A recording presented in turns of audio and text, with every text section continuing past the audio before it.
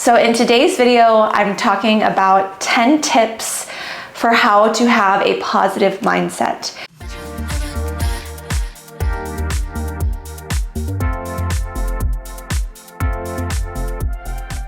Hey besties, so it's currently snowing here today in South Germany. I'm still currently living in southern Germany, although in April of this year, I'm moving to Berlin. So Bex in Berlin is happening this year. I'm so excited to start my Berlin journey. And I just can't believe it's snowing because yesterday it was really warm. So the weather is just really all over the place. And I am back for another video with you. I had an introduction video in the beginning of January, kind of just getting ready for the new year and getting all excited and motivated. And now it's coming down to time where we're getting down to business and getting started with actually getting things done and getting into the nitty-gritty of what exactly am I doing with this YouTube channel, and that is sharing my journey over the last 4 years, also sharing my experience, my education, my thoughts, my beliefs, my dreams, my goals, and maybe you want to join this journey and also come along with me. And before I start sharing with you what's on my sticky notes here, I want to tell you a short story about how I have had a really, really negative mindset. And only until recently was I able to get into this more positive mindset. And I still struggle to this day. This is like me sharing with you what I'm doing currently and what I have been doing over the past few years to get myself out of this funk, to get into a flow, to get into like this space where I can do work, where I'm motivated, where I feel this lust for life, this joy in life. And there are many days at a time where I feel very negative and very self-critical. And it comes from my past traumas. It comes from my bad experiences in life. And those are things that's like, you know, you have to clean yourself. You have to like get rid of that and like cleanse yourself. And there are ways to do it, but I do firmly believe, really intensely believe that it comes down to your daily habits and things you do every single day to help you keep your mind pure, like keep your mind in this state of positivity that helps you move forward, that helps you not get stuck. And so, you know, I'm divorced. I have moved away from my country. I've switched careers. I've had all sorts of ups and downs in my life where, you know, I didn't have a traditional upbringing.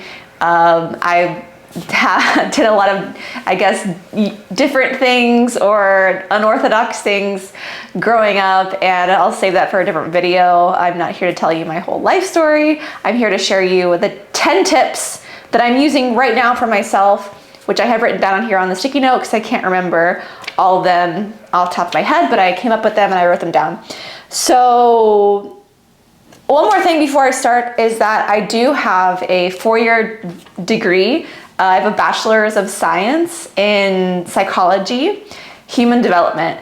So I got this degree really for personal reasons because I felt like I couldn't relate to other humans very well. I felt very disconnected. I felt that it was very hard for me to establish healthy relationships.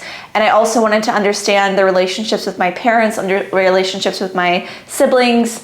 And I do have I come from more of like a blended family. So it was really important to me that I could have that understanding of what makes people tick, why people say things, why people think the way they do. And it helped give me perspective on how to handle people that are different than me or think differently than me. And to be honest, everyone's gonna think differently than you. That's just how it is at the end of the day. There might be like people who have similar beliefs or similar ways of doing things.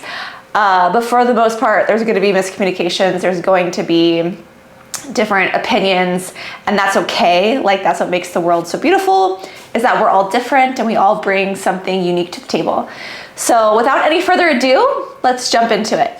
The very first thing on this list is practice gratitude. This is something I didn't think was that important back then, but now it's so important to me that every day I actually bought a gratitude journal. I just write down a couple things every day that I'm grateful for. I'm grateful for a warm bed to sleep in. I'm grateful for clean water, for clean clothes. And I just write down all of the things that come to my mind, like 10 things. And then I write, like, what's something that's gonna help me get through the day, like a positive thought. And then I write down what I'm looking forward to in the day. So just kind of changing my perspective to start the day in a positive perspective. And then at the end of the day, I have like a recap. What good happened that day? What did I accomplish? And then what's a good thought that's gonna bring me into sleep? There are all kinds of gratitude journals out there. I got one that gives me prompts, to helps me just be able to write down what I need to write down without having to think about it.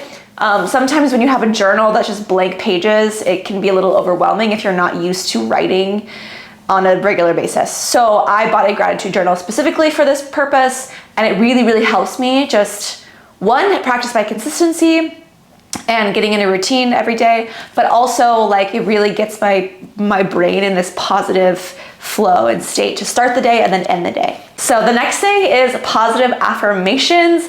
You guys may already know that positive manifestation, affirmation, positive self-talk is super important. And it's true, like the words that come out of your mouth, what you confess about yourself and about your person really does have an impact on who you are. I know there's like scientific studies about the plant that listened to like really peaceful, like loving music, like thrived and like grew really big. And then the plant that listened to like nonstop, like sad music or like really intense, like aggressive music, like died. I think there's some kind of video out there online, or multiple research studies out there, and it's true. What you hear, that goes to like the music you listen to. If you're constantly listening to like depressing music, I'm sorry, but there are like songs out there that are just super, super sad and depressing.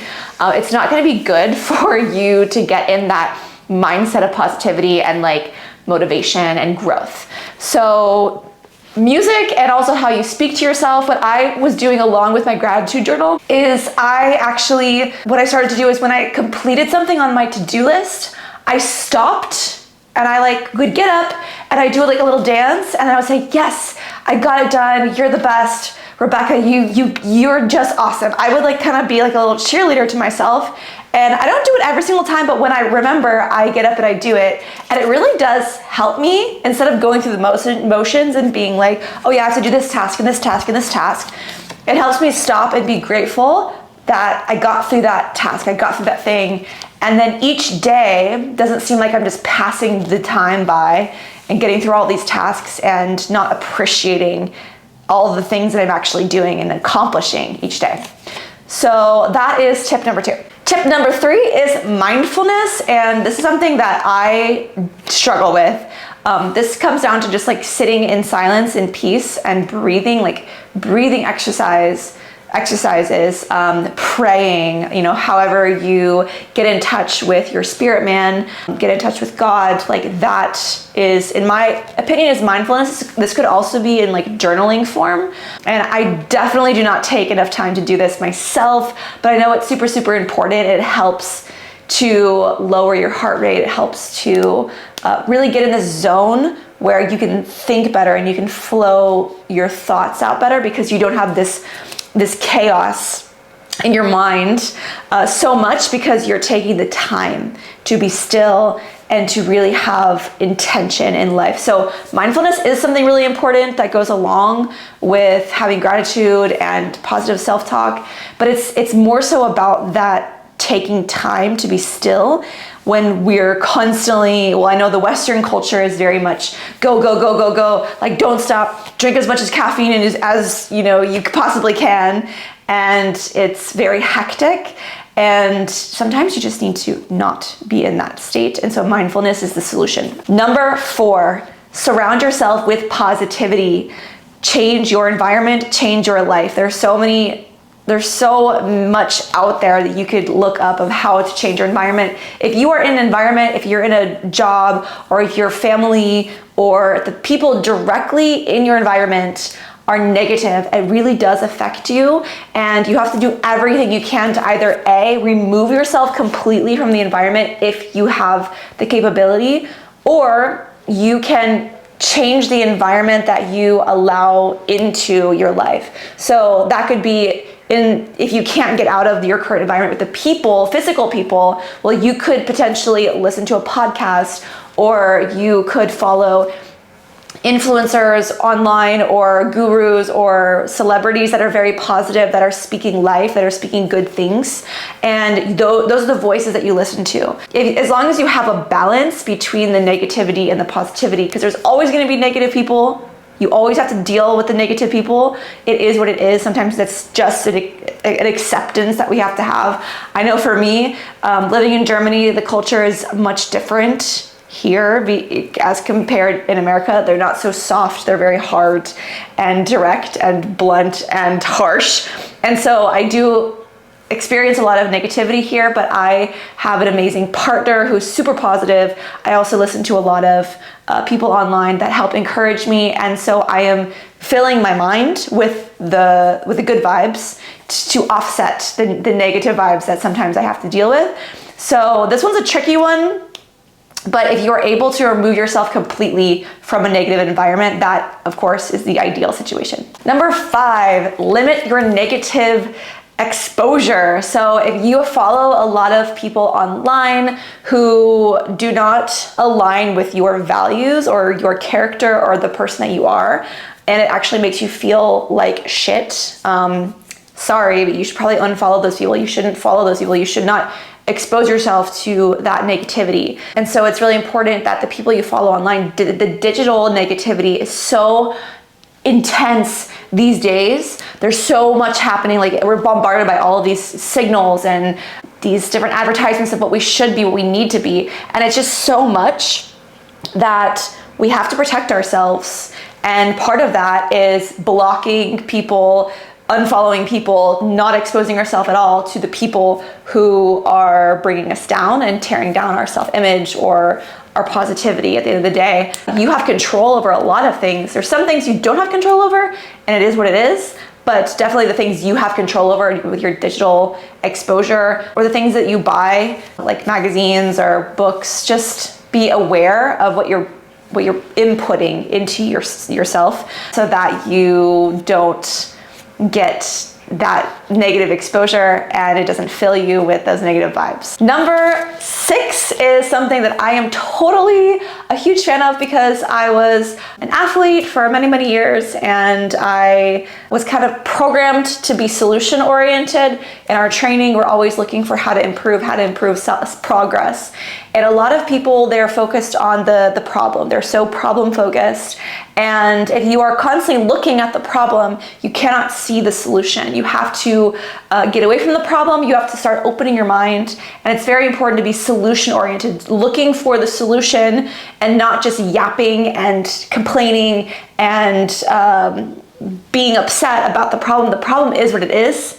The rock is there. If you're going somewhere and there's a big stone in the way, you have to figure out, okay, how am I going to get around the stone? How am I going to get over the stone? How can I blow up the stone to get out of my way so I can move forward? But you can't just focus on it and say, oh, the stone is so crappy. I can't believe that it's there. It's so annoying to me that there's a stone in my way. But you have to look at it a different way. How can I fix the problem? How can I find the solution? How can I move forward and get through this without it hindering me and keeping me back, holding me back for years and years and years, or months and months and months? A lot of people are so focused on the problem that it keeps them from seeing the solution. So being solution oriented is very important, and talking it out with people that are trusted friends or loved ones can also be helpful to open your perspective, open your mind to see more solutions for whatever problems, whatever issues that you have in your life. Number 7 is setting realistic goals. I am such a big fan of making lists like this, my little sticky note. Every day I make like a list of 3 to 5 things that I want to get done. And every single day I carry it over to the next day. So I have like a list of my priorities of like short-term, like that day, what I need to get done. And then you have like a long-term list. So setting realistic goals, today I need to get 3 things done. That is super realistic. Only 3 things, like I can definitely do that. And if you have such a long list of to-dos, then break it up over a week, over a month, and don't pile on so much, because then you'll become overwhelmed. And we have this thing called analysis paralysis. When you have so much to do and you're just so overwhelmed, then you don't get anything done. You end up doom scrolling, or you end up completely ignoring the problem or ignoring the issue at hand that you need to approach. Much better to just set little goals that bring you a little bit further along. I read a really awesome book called Atomic Habits. You may have heard of it. And the guy talked about, I think his name is James Clear, that was the author. And he was saying how you just need to get 1% better every single day. And if you focus on just getting 1% better every single day, then that's in 1 year, 365% better in 1 year. So I think, like, I used to think that if I was only getting 1 or 2 things done a day, it was like not very good, but it's progress. That's every single day. I'm completing something. I'm seeing progress, and I'm accomplishing small goals that bring me towards my big goal. I think that it's very important to set realistic goals and not goals that are so big that are unattainable that you don't ever reach them because you set the bar too high too fast. It's okay to have big goals for your future, but like break it down into smaller bite-sized pieces so you can actually get there. And that makes it fun, because 1, you can like celebrate after you complete your little goals each time. And then when you hit a big milestone, then really make it a big party or a big celebration. And then eventually you'll actually reach the goal that you really, really want, as long as you break it down into smaller bite-sized pieces. And tip number 8 is learn from your failures. I was a director of tennis back when I lived in Lynchburg, Virginia, and there was a saying I used to always say to my kids or anybody who I coached tennis. I said, failure is not failure. It is a lesson that you learn from that makes you better. So learn from your failures. Don't let your failures overtake you or push you down or degrade you or make you feel like you're not enough. I think that it's really important that it's not a loss, but it's a lesson. And a lot of people are afraid of failing because they don't want to be made fun of, or they don't want people to think that they're stupid or whatever. Take it from me, I am like the champion of looking stupid, and I actually don't care anymore. I've gotten to the point, now I'm 31, and if I make a mistake, who cares? I don't care. I don't care what people think of me anymore. That's why I'm making this YouTube channel, because I've gotten to the point where I'm just going to do it. I'm a doer. I'm going to move forward. I am a recovering perfectionist. This is something very near and dear to my heart, because I used to cry every single time I would like miss a forehand or backhand or whatever. I would be so upset if I didn't do everything absolutely perfect as a tennis player back then. And it really messed up my mental health in a lot of ways, because I thought I had to do everything perfect, but that's not reality. That's living in a fantasy land. And it's really important to be realistic and to know that it's okay to fail, and it's important to fail forward. Like, you fail and you learn from it and you move forward.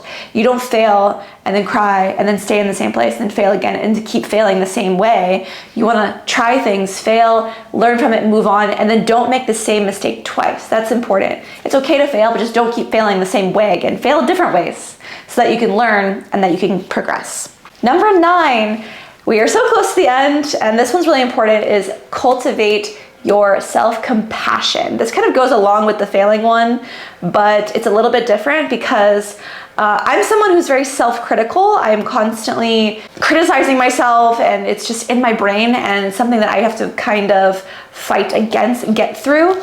And having self-compassion is so important, to be kind to yourself, to accept the person that you are, and it is okay that you are who you are.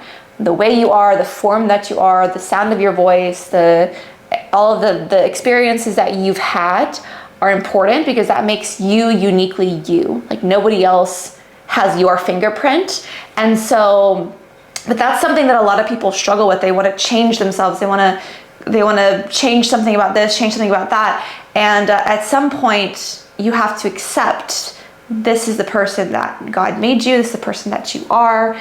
And it's okay to want self-improvement and want self-growth. That's completely different. But in the moment, be okay with where you are.